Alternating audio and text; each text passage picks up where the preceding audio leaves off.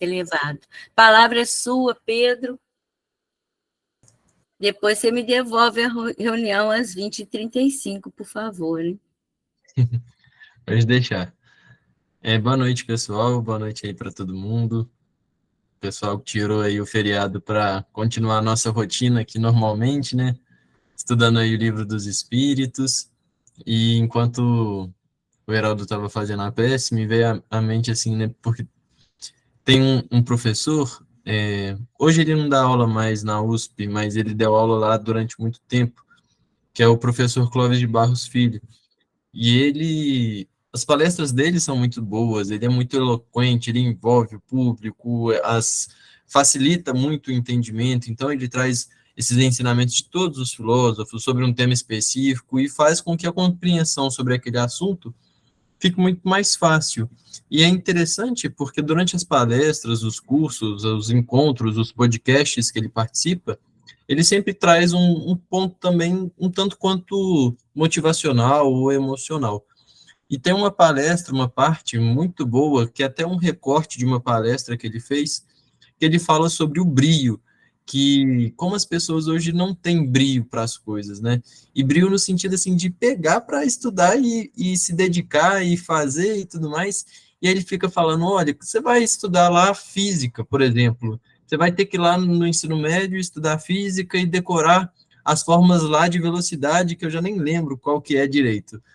E aí ele fica falando lá, poxa, a única coisa que você tem que fazer é sentar, entender e ler o que a pessoa escreveu. Você não vai ter que criar, você não vai ter que fazer experimentação, você não vai ter que ir para o campo de batalha, você não tinha os recursos. Hoje você tem muito mais recursos do que naquela época. A única coisa que você tem que fazer é sentar a bunda na cadeira e estudar para poder compreender o básico, não precisa nem ser profundo, nem criar nada. E aí quando o Heraldo estava falando aí sobre Kardec, né? Poxa, a gente pensa, hoje, se a gente não entende aqui alguma passagem do Livro dos Espíritos, a gente coloca lá no Google, né? Questão 291 do Livro dos Espíritos. E aí vão ter várias palestras, vários estudos, vários textos, pensamentos diferentes, interpretações diferentes, formas de explicar diferentes, para que a gente consiga ali compreender exatamente o que está no texto, como em outras obras. Poxa, a gente não tem que codificar de novo, não tem que pegar a interpretação, né? Os espíritos lá no início não conseguiam, ainda não tinha psicografia, então cada batida era uma letra, né? Imagina o custo que era para se formar uma palavra, o custo que era para se formar um parágrafo. Então era um processo muito trabalhoso e que as pessoas se dedicaram uma quantidade que a gente não faz ideia. Então, poxa, se isso já está tudo pronto, se nós já temos diversas obras do André Luiz, do Emmanuel, psicografadas pelo Chico, pelo Divaldo, por outros tantos médios, o que nos falta ainda para que nós nos dediquemos ao estudo? O que nos falta ainda para que a gente não consiga divulgar essas obras por onde a gente passa? Então, a resposta é que muitas vezes nós ainda somos preguiçosos de fato, não damos ainda a tamanha importância que essas obras merecem em relação ao nosso dia a dia, à nossa vida, né? Porque, em última instância, não nos falta tempo. Tempo, todos nós temos a mesma quantidade, a não ser que o dia de alguém aí tenha mais do que 24 horas por dia. Mas, a princípio, todos nós temos a mesma quantidade de tempo. Então, se, eu não tenho tempo de ler uma, duas questões, é porque não é uma prioridade na nossa vida. Então, o que a gente sempre tem que se perguntar, né? O que é prioridade na minha vida? O que é prioridade nos meus estudos, nas minhas relações? O que é prioridade na minha convivência ou naquilo que eu posso fazer? Porque as nossas prioridades vão definindo não só as pessoas que nós nos tornaremos, mas também as pessoas que nós cultivaremos aos nossos lados, ao nosso caminhar, né, enquanto estivermos encarnados aqui na Terra.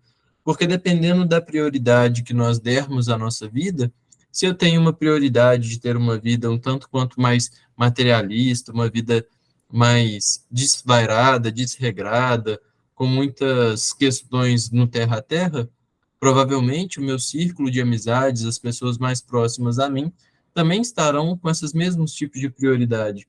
Quando nós, por outro lado, temos uma prioridade de ensino, ou de estudo, ou de aprender um pouco mais, a gente vai se cercando dessas pessoas também. E aí, naturalmente, que quanto mais a gente vai se envolvendo nessas relações, nós vamos criando ali também aqueles vínculos que, quando encontramos com uma pessoa, podemos exclamar: nossa, que bom ter te encontrado. Parece que assim a gente já se encontra há diversos anos, assim, tem aquela a similaridade fácil, aquela simpatia gratuita. A pessoa parece que convive com a gente tem muito tempo.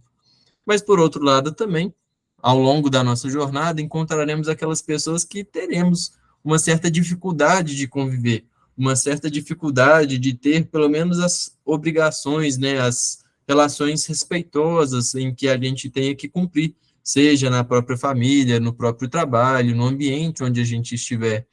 E somente o Espiritismo para lançar a luz e conseguir explicar, né? Por que que às vezes eu olho para a Celinha e tenho uma antipatia tremenda e olho para a Sueli e tenho uma simpatia tremenda, né? Casa, tem um vínculo muito fácil, muito bom. Então o Espiritismo também lança luz sobre isso, lança luz sobre esse entendimento. Então, nos estudos passados, nós estávamos estudando a respeito dessas relações no além-túmulo, né? Então, quando nós estamos aqui encarnados na Terra, nós temos um traço de personalidade. Ah, o Pedro é assim, é assado, a Celinha é assim, é assado. Temos as nossas características, as nossas qualidades, aquilo que nós já conseguimos desenvolver moralmente ou intelectualmente, mas ainda temos também os nossos pendores, os nossos desafios, que também irão para o mundo espiritual, né, fazem parte do nosso tesouro, e quando retornaremos para o mundo espiritual, eles vão conosco. Então, obviamente que se eu cultivo aqui relações salutares, saudáveis e tudo mais, elas também farão parte de mim.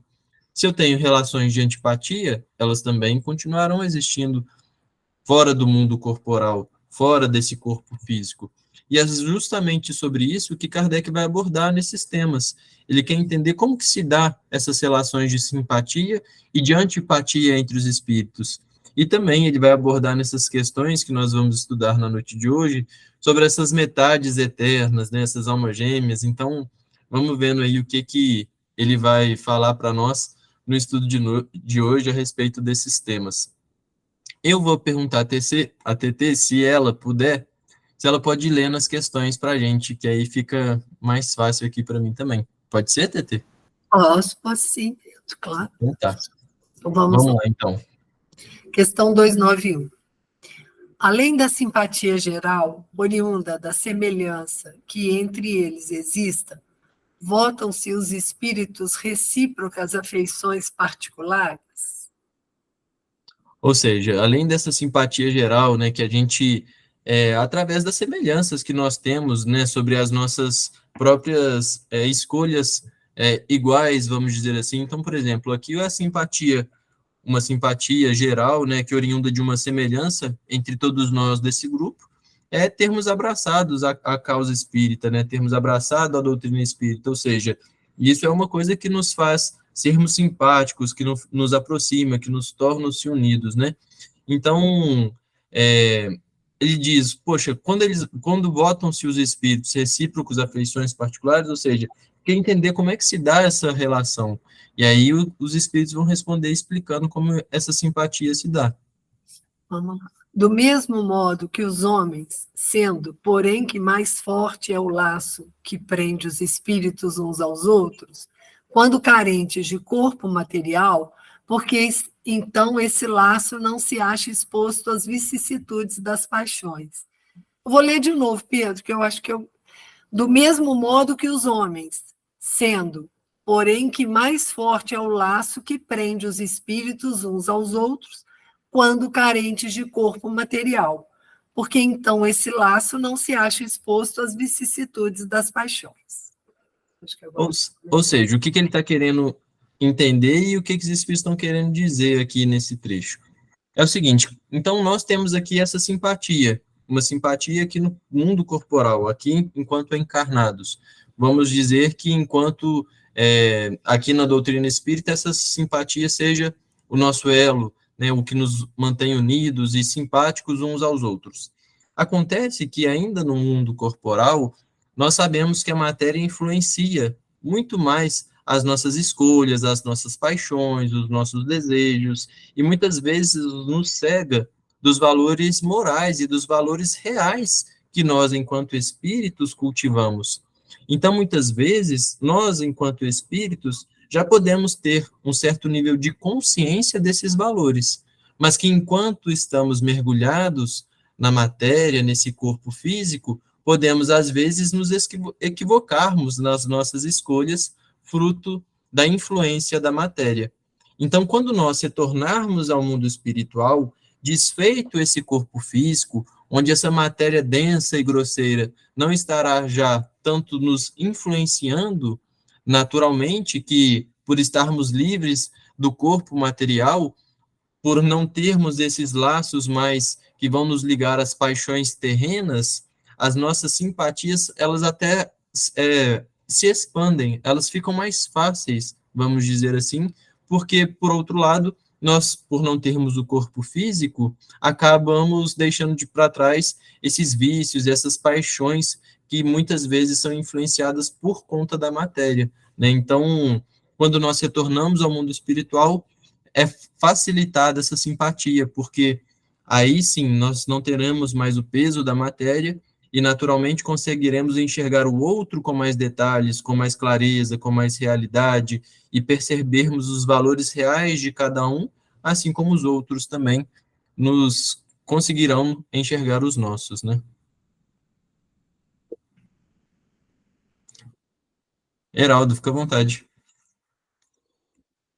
Ô, Pedro, obrigado. Não vou interromper muito, não. É Não, só uma fica à forma vontade. da gente entender também facilmente essa questão, quando fala de vicissitude. Por exemplo, time de futebol, quantas pessoas levam tão a sério que criam uma animosidade tão grande, né? Você vê isso representado em brigas de torcida, a televisão mostra isso aí, que provoca uma selvageria que extrapola o bom senso de entender que do outro lado as pessoas enxergam uma cor, um escudo, um time e se esquece que é um ser humano. São as polarizações políticas, tá entre aqueles que bebem e os que não bebem, né? Enfim, essas polarizações estão muito ligadas a essas questões da paixão, né? São amores tão correspondidos, que na verdade não tinham nada de amor, né? Porque o amor não aprisiona, o amor liberta, né? Então, são esses relacionamentos egoístas que depois, quando uma vez, né, digamos assim, separados, ainda tem aquele sentimento de posse, enfim. Então, isso tudo, veja bem, como é que pode mudar tão de repente, pessoas que se davam tão bem, a gente viu isso agora polarizado nas questões políticas, né? Famílias se dissolveram, né? Em função disso, quer dizer, e antes? Antes, então, não era sincero o relacionamento, quer dizer, então, como as vicissitudes, né, das paixões humanas ainda, elas têm uma grande força ainda sobre nós, ainda, quando estamos revestidos da matéria. E, concluindo, é tanto que os próprios espíritos, né, assim, que já galgaram um desenvolvimento espiritual, sabe que o mergulho na carne, ele é temerário, né? Por mais que eles sejam espíritos com uma certa evolução e equilíbrio moral. Quando mergulha na carne, é temerário, realmente motivo de muita preocupação. Muito bem colocado, porque facilita o entendimento, né? Então, poxa, se eu sou flamenguista e o Heraldo, sei lá, é vascaíno, pode ser que ali comece Não, nem de brincadeira, nem de brincadeira. Sou Flamengo. Então, ou seja, já é mais uma simpatia, mas vamos dizer então que a TT seja vascaína. Poxa, já pode ser ali um atrito entre nós, né? O Flamengo. Só tem flamenguista aqui, mais um motivo para a gente ser todo mundo feliz. Mas, ou seja, se isso pode ser uma coisa que nos atrita ou que nos causa uma certa antipatia aqui enquanto encarnados, quando a gente retornar ao mundo espiritual, a gente não vai ter time, ou a gente não vai ter que votar no candidato A ou B, então, naturalmente, que essas antipatias também vão sendo desfeitas, né? Então a gente percebe que a gente arruma muita antipatia por coisas bestas, bobas, inúteis e que nos, assim, são todas passageiras, né? Acabando esse corpo, já passou tudo, então não tem mais nada para se Ô entristecer. Pedro, ô Pedro, desculpa, ou não, né? Porque essas antipatias, frutos das vicissitudes das paixões, pode nos levar a determinadas atitudes que gerem um comprometimento e que lá no mundo espiritual, desprovido da matéria, nós tenhamos angariado para nós atitudes de responsabilidade que vamos ter que ressarcir. Ou então, por termos participado de determinados processos de grupos, amealhamos para nós também simpatias que não vão nos fazer bem do outro lado. Percebe? Porque também as paixões e as vicissitudes, das nossas vicissitudes aqui, das paixões humanas, elas têm uma tendência de nos organizar em grupos para criar aquela identidade. E muitas das vezes, não só corporal, né? Porque onde há grupos também, sejam portadores de uma ideologia, sejam disseminadores de determinados preconceitos, são grupos. E esses grupos também se vinculam a eles em espírito desencarnado. E essas nossas atitudes tomadas em função de determinadas ideologias que geram em nós determinados comportamentos, eles podem ter gerado ações que criaram responsabilidades e que, pelo simples fato de desencarnar, não vai simplesmente desaparecer e a gente falou, aquele negócio que era só paixão, tava... não. Gera um retrocesso no processo. Ou seja, a oportunidade de conviver que poderíamos somar na nossa existência pode gerar um déficit. Percebe? E que aí também estamos vinculados a uma série de espíritos do outro lado de lá, e se desvincular desses grupos também não é fácil, né? Porque houve a ideologia, né, da coisa, né, nos reuniu. Então, não é o corpo, ele não é, digamos assim, o responsável. A gente precisa entender. Se eu tenho corpo físico, eu não tenho paixões. Não, eu tenho paixões, ela pertence a mim, o espírito. Agora, muitas das nossas paixões, de alguma forma, geram prazer material. Mesmo aqueles, por exemplo, que reacendem o orgulho, quando eu tenho a lisonja, o elogio tóxico, que me envaidece, né? Que me coloca numa posição de destaque. Então, na verdade, isso gera em mim, claro, não vou nem falar das endorfinas, de tudo que quando você está no estado feliz, se sente a autoestima lá em cima, etc. e tal, esse é o corpo físico que propicia. E que isso leva uma série de pessoas a saírem completamente de um rumo. Você conhecia determinadas pessoas e que, de repente, elas saíram do rumo. Chega no mundo espiritual, portadores de uma outra ideologia, enfim, né? E aí fala assim, mas estava no corpo? Não, não estava no corpo, mas o corpo sentia esse trabalho das endorfinas, né? Do elogio, da vaidade. A vaidade é uma característica do espírito, mas a vaidade gera um prazer, porque aquilo que não gera prazer para nós materialmente, a gente não abraça. O orgulho. Por que então se a gente é orgulhoso? Porque muitas das vezes o orgulho é baseado em quê? Em determinados critérios em que nós nos locupletamos disso. Não é verdade? Aí gera, porque se fosse incômodo, não faz sentido. Então a vaidade é um problema, o orgulho é um problema que a gente precisa combater. Por que a gente tem que combater isso tão ferozmente, os espíritos falam tanto? Se fosse nos causasse mal-estar, era fácil. Não é verdade? Você tirar da sua dieta algo que te faz mal, como banana ficar, né, cheio de azia e tal, não faz sentido, né? Agora, tá pré-diabético e adorava o chocolatinho, docinho, como é que vai tirar o leite condensado, pudim? Não é mais difícil? Então, é mais ou menos isso que a gente precisa entender, não está no corpo, né? Se despojar, não fica tudo bem, não. Vai depender muito do que... Desculpa aí, Pedrão. Não, mas é essas questões mesmo que o Kardec vai abordar, assim, como é que funciona essas antipatias? Eles ficam só no corpo, acabou as antipatias, a gente carrega isso também para o mundo espiritual, então é exatamente esse o tema que a gente vai estudar, então é ótimo essas colocações, sobretudo também ressaltando ali quando você trouxe a questão do grupo, né, do bando, ou até mesmo do efeito manada, né, porque quantas atitudes nós tomamos por fazermos parte de um grupo, né, e seguir por querer ser aceito naquele grupo e tudo mais, a gente acaba seguindo ali esse efeito manada e cumprindo com as mesmas atitudes, ideologias e vertentes para poder ser aceito, ou seja, tudo aí fruto do orgulho e do egoísmo, né?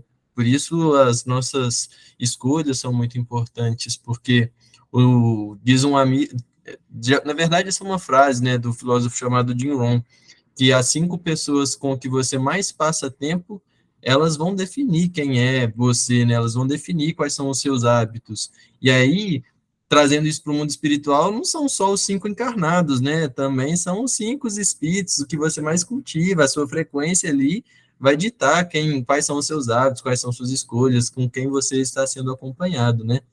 Então, esses temas, como que ficam essas simpatias e antipatias geradas no corpo e levadas para o espírito, ou trazidas do espírito para o corpo, como é que vai se dar isso tudo? E aí é o que ele vai continuar abordando aí na 292, TT. 292.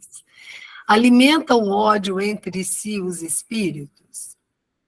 Só entre os espíritos impuros há ódio, e são eles que insuflam nos homens as inimizades e as dissensões. Ou seja, né, esse ódio não está em espírito puro, né, não está nos espíritos perfeitos. Ou seja, ainda são resquícios de algo que nós precisamos trabalhar intimamente. Agora, vale a pena fazer um ponto aqui, porque, poxa, se só há ódio entre espíritos impuros, certamente que nós ainda somos espíritos impuros, e que também há ainda dentro de nós um tanto quanto um resquício desse ódio, né? Ele ainda existe dentro de nós. Então, se por acaso algum dia nós tivermos um ataque de ira, ou de ódio, ou de raiva, não é, não, aí não vou tirar o meu corpo e falar assim, não, foram os espíritos impuros que me insuflaram isso dentro de mim para eu ter esse ataque de enfurecimento. Não, isso também já estava dentro de mim. E, naturalmente, quando eu cedo a esse desejo, a essa tentação, há sintonia, e aí há todo esse ataque. Então, naturalmente, quando fica se alimentando esses ódios, né, isso que é o mais importante, é cortar essa alimentação, né, cortar esses vínculos. Mas, quando há essa alimentação desse ódio, quem está por detrás disso também são esses espíritos impuros, que fomentam aí as inimizades, as discussões, as dissensões, e eles se aproveitam disso tudo, né? 293. Conservarão ressentimento um do outro no mundo dos espíritos, dois seres que foram inimigos na Terra? Aí, ó, agora entra a questão também que o Heraldo trouxe para a gente, né? Ué, será que basta acabar o corpo físico, que acabam aí essas vicissitudes das paixões, quer dizer que acabam também as minhas atitudes, aquilo que foi gerado enquanto estava encarnado? Vamos ver o que os espíritos vão dizer. Não. Compreenderão que era estúpido o ódio que se votavam mutuamente e pueril o motivo que o inspirava. Apenas os espíritos imperfeitos conservam uma espécie de animosidade, enquanto se não purificam. Ô, TT, vamos fazer só uma pausa aí? Porque eu não sei vocês, mas eu fiquei bem confuso quando eu li essa questão pela primeira vez, porque para mim era claro, assim, desencarnar não muda ninguém, a gente continua sendo quem a gente é. Então, se a gente tem ódios, dissensões, rancores, inimizades aqui na Terra, naturalmente, quando a gente volta para o mundo espiritual, a gente volta cultivando tudo aquilo que nós cultivávamos enquanto aqui estava na Terra. E aí, quando ele faz essa pergunta, né? Conservarão o ressentimento um do outro no mundo dos espíritos, dois seres que foram inimigos da Terra? Para mim a resposta era sim, e não a resposta seria não. E aí eu não tinha compreendido. Mas o fato é que apenas os espíritos imperfeitos conservam uma espécie de animosidade enquanto não se purificam. Ou seja, a lei, o real, é não conservar esse ressentimento. O foco, o objetivo, a meta é não conservar esse ressentimento. Mas enquanto nós não nos purificarmos, enquanto nós não nos livrarmos do nosso orgulho, da nossa vaidade, do nosso egoísmo, nós estaremos aí conservando esse ressentimento que temos ou que criamos, seja no mundo espiritual, seja aqui enquanto encarnados. Então, só queria fazer essa colocação, não sei se ficou claro ou se gerou uma certa dúvida em vocês também, porque eu custei a matutar isso aqui enquanto estava lendo as questões hoje em casa, e se alguém quiser completar, o Heraldo, Celinho, alguma consideração aí sobre isso, senão a gente continua lendo a resposta aí, TT. Vamos lá. Pedro, foi bem assinalado. Muito bem assinalado, Pedro. Se gera dúvida mesmo, você foi em cima do X da questão. O Livro dos Espíritos sempre dá uma resposta sobre a melhor ótica. Ele fala, o Kardec, ele, por exemplo, ele não analisa, ele deveria dizer assim, conservarão ressentimento? Sim, sempre, blá, blá, blá. Quando evoluírem, esse ressentimento não vai existir. Ele faz sempre o contrário. A didática espírita é o que? Ela parte do objeto do homem de bem, como é o homem de bem, mas em relação a nós, imperfeito. Pode reparar, então, aquilo ela coloca de uma forma sempre geral. Isso é interessante, é uma forma de... Né? Inclusive, só um detalhe, se me permitir. À vontade. Eu queria ter falado também a respeito de Kardec, porque, por incrível que pareça, uma hora, Pedro, você que faz palestra por aí também, pergunte lá no Centro Espírita, antes de começar a palestra, quantos conhecem o professor Rivail. Você vai ver que nem todo mundo vai ligar o professor Rivail a Allan Kardec. É incrível isso. Incrível. Ou seja, as pessoas não conhecem Kardec. Não conhecem Kardec. E o texto, para quem conhece francês, né, que domina o francês, vamos falar assim, o nativo, o francês, quando lê o Livro dos Espíritos em francês, lá no original, eles dizem o seguinte, que o Kardec tinha uma escrita de fácil compreensão. Ou seja, que a gente nem pensa nisso, porque a gente lê traduzido. Mas se você der o Livro do Espírito para um francês ler, ele vai te falar, é uma escrita do Kardec, ela é muito de fácil compreensão. Sabe? Então, talvez seja essa didática que ele traz, porque a gente tem uma tradição, a gente não pode esquecer disso, né? Que, de certa forma, trai um pouco, né? O tradutor é traidor, mas diz um provérbio italiano, né? Tradutório e traitório, né? Então, o tradutor normalmente trai, mas a gente entende pelas limitações. Mas o Kardec escrevia com é importante que se diga isso, com uma limpidez de raciocínio, de uma forma fácil, de fácil entendimento, como as pessoas que não conhecem, acham que é Kardec, mas ele era o professor Rivail, né? Ele era um professor, né? Altamente importante, né? Que se formou, estudou na Suíça, né? Nos melhores, né? No grande foco da educação da época, né? Que foi poliglota, né? Tradutor, matemático, enfim, na sua época era uma criatura, um indivíduo na sociedade altamente reconhecido e respeitado. Então, todo mundo pode, talvez, achar o Kardec foi um fulano lá, que o fenômeno espírita pegou ele resolveu e tal. Não, é preciso. Faz essa pergunta, esse questionamento sobre o professor Rivail. Se conhece, eu acho até interessante, viu, Celinha? Uma hora a gente poder escolher alguém que queira fazer aí, é uma sugestão que eu dou, a biografia, falar um pouquinho do Kardec, vai chover numa olhada, vai não. A gente vai ver coisas que a gente não nem sabia do Kardec, né? Então, é por isso, essa é uma observação que a gente precisa ver nas perguntas e respostas do Livro dos Espíritos, essa forma pedagógica, didática, até nisso honra Kardec. Geraldo, só uma coisinha. Se você lê o nome todo do Kardec, o nome verdadeiro, Leon Denis está no meio do nome dele. Não sei se você já reparou alguma vez. Não é? Sim, Leon Denis, Hippolyte Denisard Rivail. Isso. Aí está ali no meio. É isso aí. Vamos continuar, né, Pedro?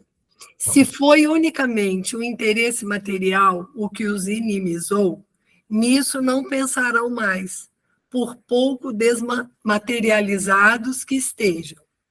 Não havendo entre eles antipatia e tendo deixado de existir a causa de suas desavenças, aproximam-se uns dos outros com prazer.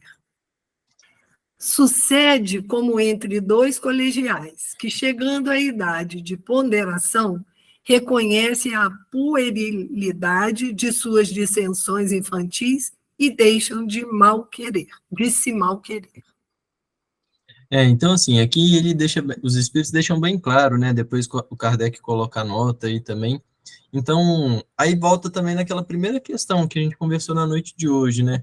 Quando é simplesmente um interesse material bobo, que às vezes causou qualquer dissensão, às vezes uma brincadeira na infância, ou essa questão mesmo de time, sei lá, meu irmão é botafoguense, então eu zoei ele pra caramba quando o Flamengo ganhou do Botafogo. Mas assim, ele não fica bravo nem nada disso, mas vamos supor que ele criasse qualquer coisa que o irritasse ou guardasse qualquer mágoa e tudo mais. Quando nós dois retornássemos ao mundo espiritual, por mais materializados, por mais que a gente ainda não fôssemos tão elevados assim, a gente perceberia que, poxa, acabou o futebol, acabou essa bobeira, né? Não faz sentido continuar com essa animosidade por algo tão pequeno. Então, até mesmo nesses espíritos que ainda não se desmaterializaram tanto assim, eles percebem que quando essas antipatias são oriundas às questões do terra a terra, muitos já aceitam já se resolver nessas questões, né? Enquanto que outros ainda ficam presos nisso, mas ele ainda vai abordar isso também nas questões para baixo aqui, que a gente vai estudar na noite de hoje.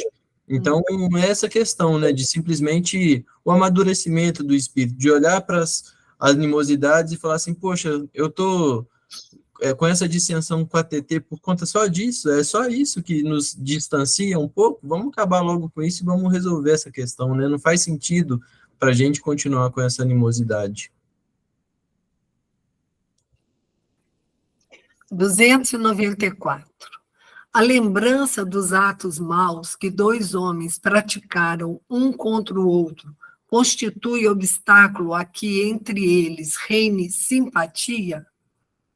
Essa lembrança os induz a se afastarem um do outro. E por isso que a gente precisa compreender bem essas duas questões e ir formando esse conhecimento, sem pressa também de querer avançar muito rápido, porque se a gente passa batido só lendo as questões ali rapidinho, parece até que tem uma contradição entre uma questão e entre outra questão, só que na verdade não tem contradição nenhuma, né? Aí volta no que o Heraldo falou, quem estudou como é que foi codificado o Livro dos Espíritos, estudou sobre Kardec, estudou sobre tudo, vê que não há um pingo de contradição e também não há nada que esse livro não explique, né? Então, as respostas estão todas aqui.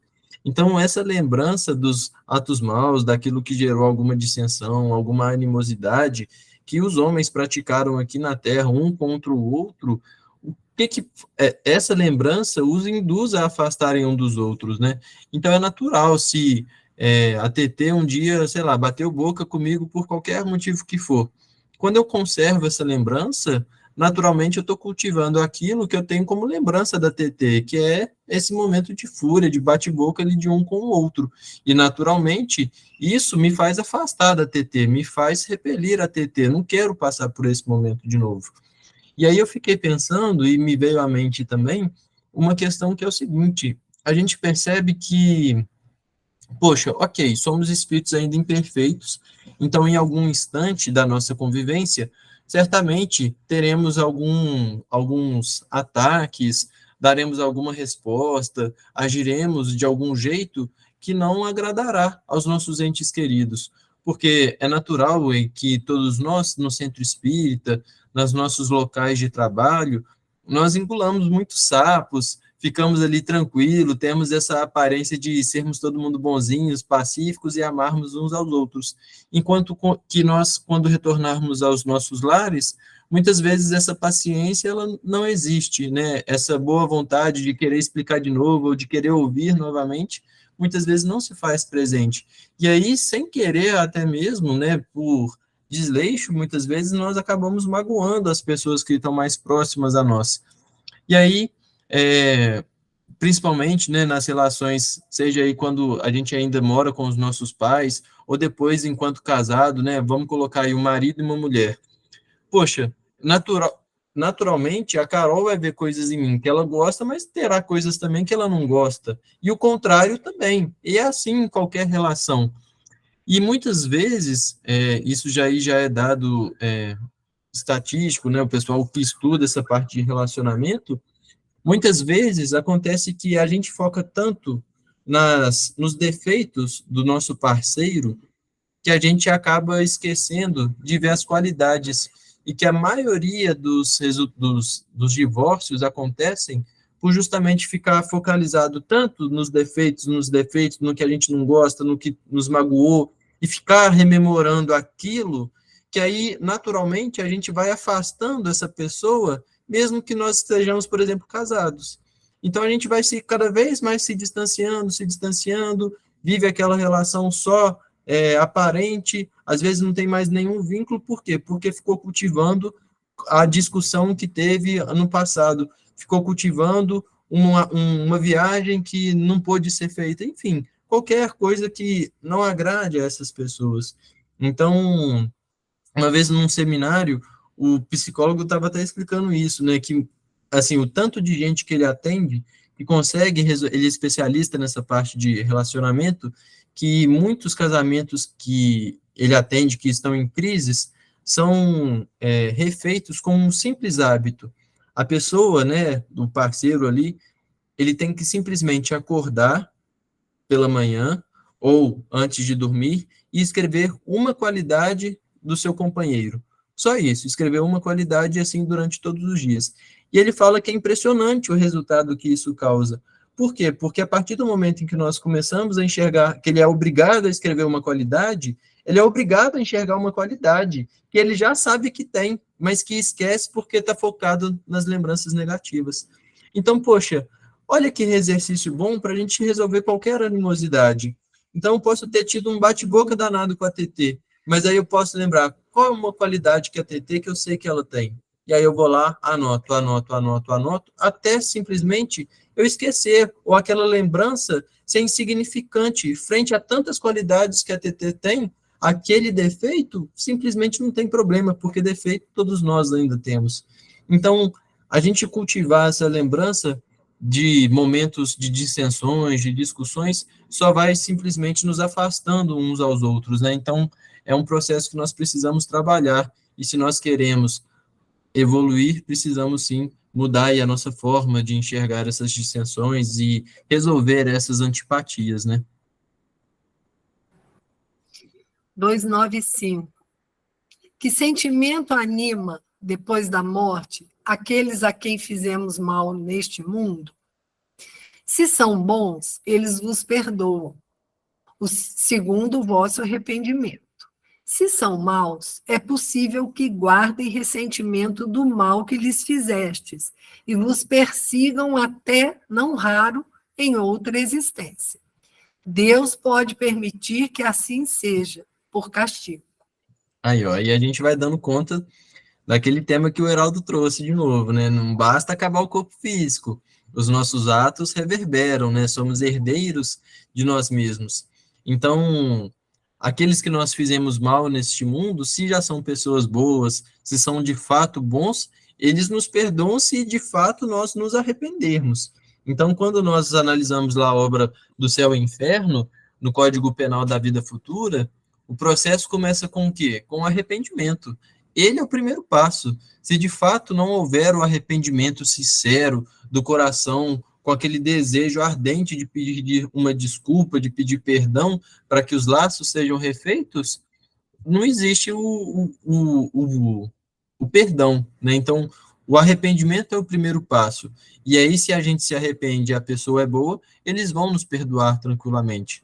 Agora, se esses espíritos ainda são imperfeitos, se esses espíritos ainda estão a caminho do progresso, não são tão bons assim, naturalmente que vão ter mais dificuldade de perdoar e vão guardar esses ressentimentos.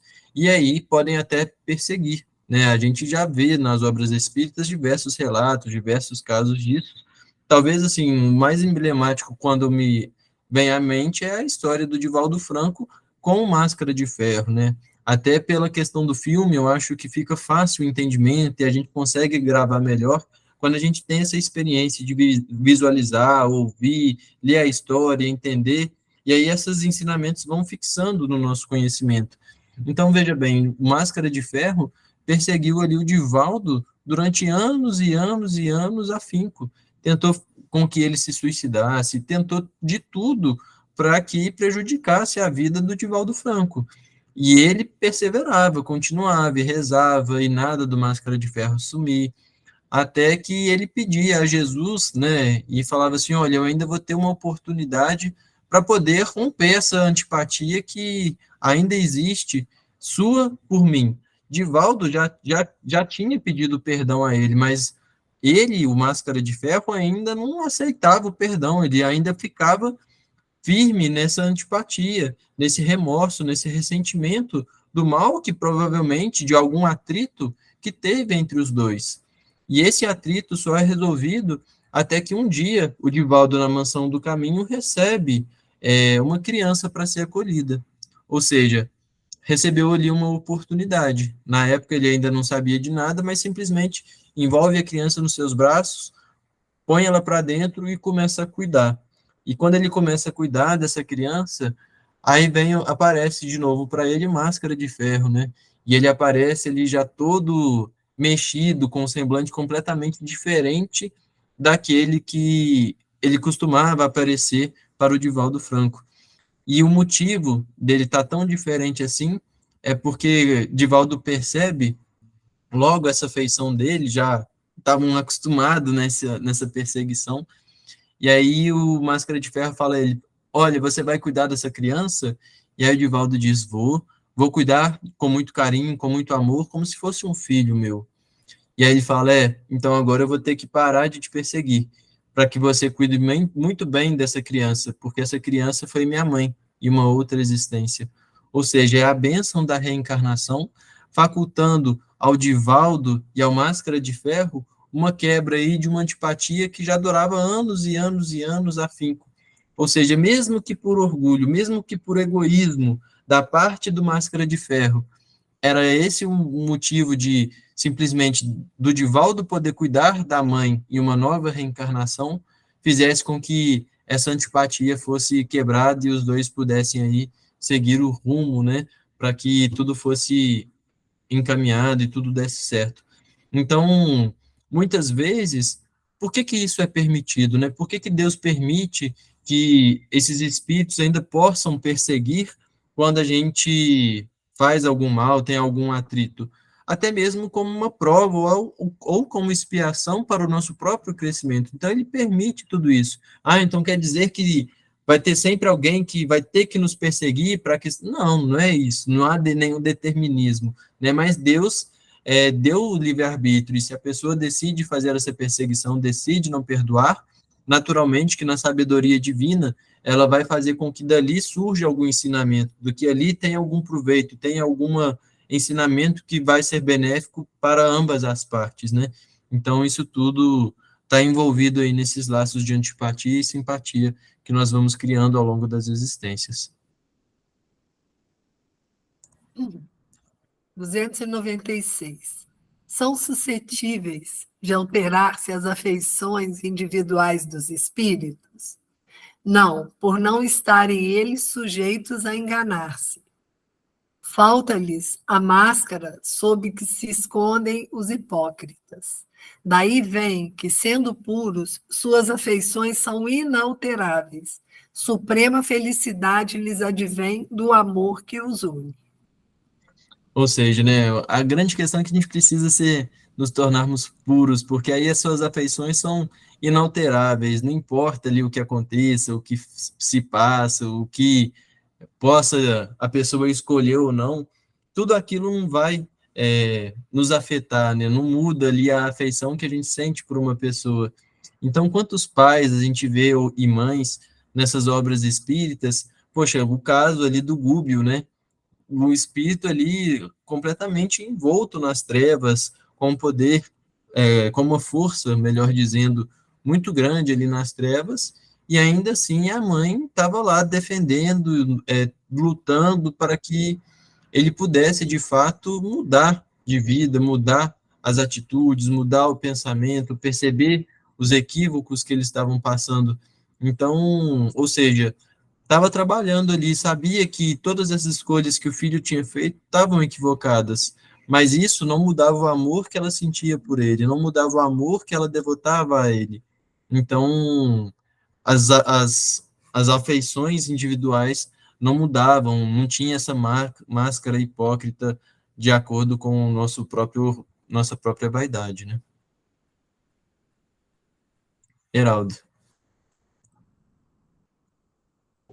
O Pedro e Celinha, e todos aí, TT, todos, queria propor um raciocínio. Essa questão a gente vai ver falar muito, né, dos espíritos puros. Então, isso fica muito distante de nós, né? Obviamente, né? Então, a gente fala, nossa, só quando eu for puro, etc. Eu queria que a gente pegasse o seguinte, o que se caracteriza o estado de pureza? Ela se caracteriza principalmente que a matéria não influencia mais, ou seja, estão completamente independentes da matéria, ou seja, perispírito mais quintessenciado, enfim, nessa condição de chamar de espíritos puros, ou seja, à medida em que nós ascendemos na escala evolutiva, mais diáfano vai se tornando o nosso perispírito. Perfeito? Está claro isso? Então, esse raciocínio a doutrina espírita nos coloca. A grande questão é que é o quanto, por que devemos nos considerar imperfeitos? É o quanto de materializado estamos. Por exemplo, o que dizer hoje de um russo e de um ucraniano, de um palestino e de um israelense, com ódios aí seculares? Será que, durante esses milênios, pelo menos na questão palestina, algum palestino reencarnou em Israel e vice-versa? Então, eu, enquanto sou palestino, eu alimento um ódio terrível ao israelense. Aí eu reencarno em Israel e alimento um ódio tremendo ao palestino. Percebe? Então, na verdade, essas questões, né, como vai ser o ucraniano que for reencarnar na Rússia e assim sucessivamente. Como seria, então, essa grande questão? Ou seja, à medida, porque isso está muito ligado à questão material. Então, eu reencarno em algum lugar, aí eu tenho a minha noção de ufanismo, né, de patriota. Como é que isso me influencia de tal forma? Porque isso ainda não está enraizado dentro de mim, a humanidade como um todo. Percebe? Que não tem fronteira. Não é? Não faz todo sentido. A doutrina espírita nos diz. Não tem fronteira, somos todos irmãos em humanidade. Hoje vestimos uma roupa. Então, esse entendimento é que passa a ser libertador. Quer dizer, a doutrina espírita é libertadora porque traz um entendimento. Outra questão que poderia surgir, nós falamos de grupos, que os grupos se comprometem com uma ideologia. Nós também, espíritas, não somos grupo? Sim, nós também somos o grupo. Nós aqui nos criamos por identidade, esse grupo aqui e outros tantos. E há simpatia, quando a gente chega numa cidade e nunca viu ninguém, você vai ao centro espírita e logo você se simpatiza com tanta gente. Não é natural que isso aconteça? Mas aí vai dizer assim, por quê? Porque, na verdade, qual é a ideologia da doutrina espírita?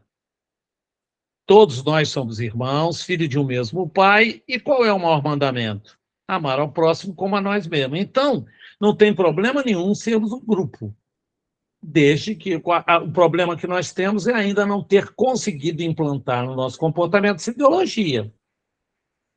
Percebe? Então, eu queria propor, que eu estou propondo esse tipo de raciocínio para a gente entender o seguinte, que as dificuldades, quando falam, são vicissitudes da matéria, é a interferência, sim, senhor, da matéria sobre nós. Por quê? Porque nós ainda não somos espíritos cujo perispírito é quintessenciado. Ainda é grosseiro. É muito parecido com o corpo físico. Qual é a característica do perispírito? Nós estudamos aí, semimaterial. Opa, é matéria, não é quintessenciada. Então, o corpo físico influencia muito. A situação geográfica influencia muito. O país onde nós nascemos, por isso que temos uma interferência social, produto da sociedade. A sociologia aborda isso, não é verdade? Percebe isso? Né? E a gente sabe que isso é apenas a cultura que nos impõe, porque qualquer ucraniano que nascer hoje e logo quando bebê for para a Rússia, deixará de ser ucraniano. Daqui a 30 anos ele é um russo, odiando a Ucrânia, de uma forma geral, é claro. Percebe? Mas ele nasceu na Ucrânia. Mas ele foi criado nos padrões russos, né? Só para citar um exemplo. Então, isso é graças a quê? Ainda a nossa condição de espíritos imperfeitos, que, na verdade, imperfeito quer dizer o quê? Ainda somos, perispírito ainda, muito material, ou seja, as influências materiais são muito grandes sobre nós. Há que se pensar nisso, né? Amanhã a gente reencarna na Argentina, imagina, o que nós vamos pensar? Vou torcer para Maradona, é maior que Pelé. E a hora que a gente reencarna no Brasil, Pelé é maior que Maradona, não é verdade? Então, a gente tem que entender isso, né? Até como é que a gente acha que estão os espíritos aí no mundo espiritual que lutaram contra a reforma protestante ou que lutaram nas cruzadas? Já está tudo certo porque desencarnou? Estão todos eles se reconhecendo? Vem cá, abraça aqui, não é nada disso, nem católico nem protestante, é uma... Então, não é verdade? Então, isso vai continuar ainda e muito, quer dizer, por isso que o Cristo propõe, ó, para sair disso, o exercício principal é amai-vos uns aos outros, que é um exercício. Então, propor esse exercício que a gente precisa fazer para a gente entender muito, assim, o quanto as adversidades nós vamos lutar e elas vão ter essas antipatias. Então, falei muito também, né? Então, igual o Eduardo, quando pede a palavra, vou falar porque ele não está aí hoje. Uma pequena colaboração. Não, mas é ótimo, porque torna mais prático, né, a aplicabilidade dessas questões estão muito bem colocado. Vamos lá, TT, para a gente ver a última questão, então, da noite de hoje, a 297. 297. Vai subir um pouquinho, Pedro? Isso. Continua a existir sempre, no mundo dos espíritos, a afeição mútua que dois seres se consagraram na Terra? Ou seja, antes ele estava falando das dissensões, né, das antipatias que eram causadas aqui enquanto a gente estava encarnado. Agora ele já vai para simpatias, ou seja, aí agora já fica mais fácil, né, no sentido que Melhor, é o que a gente quer saber, né? Das antipatias a gente quer deixar para lá, mas das simpatias, né? Como é que elas ficam quando nós retornamos ao mundo espiritual? Essas simpatias que nós criamos e conquistamos aqui na Terra, elas continuam a existir no mundo dos espíritos? Sem dúvida, desde que originada de verdadeira simpatia. Se, porém, nasceu principalmente de causas de ordem física, desaparece com a causa. As afeições entre os espíritos são mais sólidas e duráveis do que na Terra, porque não se acham subordinadas aos caprichos dos interesses materiais e do amor próprio. Então, aí é que está a grande questão, né? Então, se a minha simpatia, como diz o Heraldo, nasceu ali porque eu era argentino e achava que que o Maradona era maior que o Pelé, e depois, se a minha simpatia com tal pessoa é de acordo com, poxa, eu vou ser amigo da TT porque ela é advogada, né? Se algum dia eu precisar de alguma coisa, eu sei que rapidinho eu vou precisar contar com ela. Não, eu vou casar com a Carol, porque a Carol é herdeira de terras e mais terras, então, poxa, minha aposentadoria está aí garantida. Não, vou fazer amizade com a Celinha porque ela é médium, vai que ela me dá algum toque, né? Vai que vai acontecer alguma coisa, quem sabe ela não pode me ajudar. Então, de onde que nascem essas simpatias? De onde que surgem esses relacionamentos? De onde surgem essas afeições? Elas são cultivadas por conta de coisas que de fato nos unem, o carinho, o amor próximo, o devotamento a uma causa. O que que surge essas relações? Porque se vem de uma verdadeira simpatia, se eu gosto da TT independente de qualquer coisa, eu vou gostar da TT independente de qualquer coisa.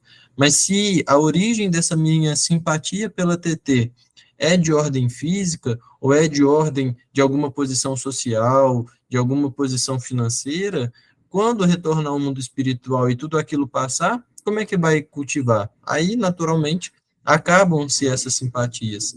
Então, quando nós formamos esses laços de verdadeira simpatia, de verdadeiro amor, de verdadeira comunhão entre espíritos, essas afeições elas se tornam até maiores e mais duráveis do que na Terra, porque não tem mais os caprichos dos interesses materiais, não tem mais os caprichos do amor próprio, da vaidade, ela vai se tornando cada vez mais puras, né? Então essas uniões que nós vemos aí nas obras e que certamente nós também, cada um de nós aqui no estudo temos, são essas simpatias que nós já cultivamos e que ao longo das reencarnações elas vão se tornando cada vez mais puras e duráveis. Os nossos próprios guias e mentores, certamente, as relações que nós já cultivamos com eles são afeições que têm a originalidade delas em simpatias verdadeiras, porque senão eles não estariam ao nosso lado suportando todas as dificuldades que estamos enfrentando junto. Talvez hoje, ele do lado de lá, né, enquanto guia e mentor, e me acompanhando aqui na Terra e vendo, poxa, eu já falei tantas vezes isso com o Pedro, ele faz o contrário. O que que continua a manter ele ali como guia e mentor? É o amor, é a sintonia, é o desejo de querer que aquela pessoa vença, que cumpra os propósitos. Então, nós já temos, sim, muitas afeições que velam e assistam por nós, já no mundo espiritual. Simpatias essas que nós, enquanto encarnados, muitas vezes nem sabemos, mas que certamente no alto tem sempre alguém pedindo, intercedendo junto a cada um de nós. É bonito quando nós vemos um caso, eu não me recordo agora a obra, nem o caso em si direito, mas um pai que trabalhou anos e anos e anos e anos no mundo espiritual e pela sua própria redenção, mas o objetivo de todo o seu trabalho no mundo espiritual era para que ele pudesse acumular méritos para que todos os dias ele pudesse sair ali da região do mundo espiritual onde ele estivesse, para que ele pudesse se deslocar até o umbral e ali no umbral ele pudesse fazer uma prece ao lado do seu filho. Então, todos os dias, o propósito de todo o seu trabalho no bem era para que ele pudesse simplesmente fazer uma prece ao lado do filho, para que ele pudesse, nesse movimento, nesse magnetismo, nesse amor, ir sensibilizando o filho para que ele pudesse despertar e ser amparado e acolhido e socorrido. E assim ele faz durante 600 anos, incansavelmente, indo lá, fazendo uma prece, pedindo amparo, e voltava. Até que um dia o filho percebe, se lembra, se recorda, faz uma prece e é despertado e recolhido e amparado. Ou seja, são as simpatias que não têm nenhum vínculo material, é o vínculo do amor, é o vínculo espiritual, que podem ter sido, sim, começadas aqui na Terra por um vínculo material que fosse, mas era um vínculo material, era um vínculo que, embora fossem encarnados, a raiz, né, onde foi plantada essa simpatia, era uma simpatia verdadeira, era cultivada no coração. Então, por isso que ela passa e é capaz de perpassar qualquer percalço, qualquer dor, qualquer situação que esteja passando, né, de maiores dificuldades. Então, são essas simpatias que a gente tem que cultivar nos nossos corações, né? É isso, Celinha. Fechamos aí o estudo do nosso feriado. Muito bom o estudo. E semana que vem eu acho que nós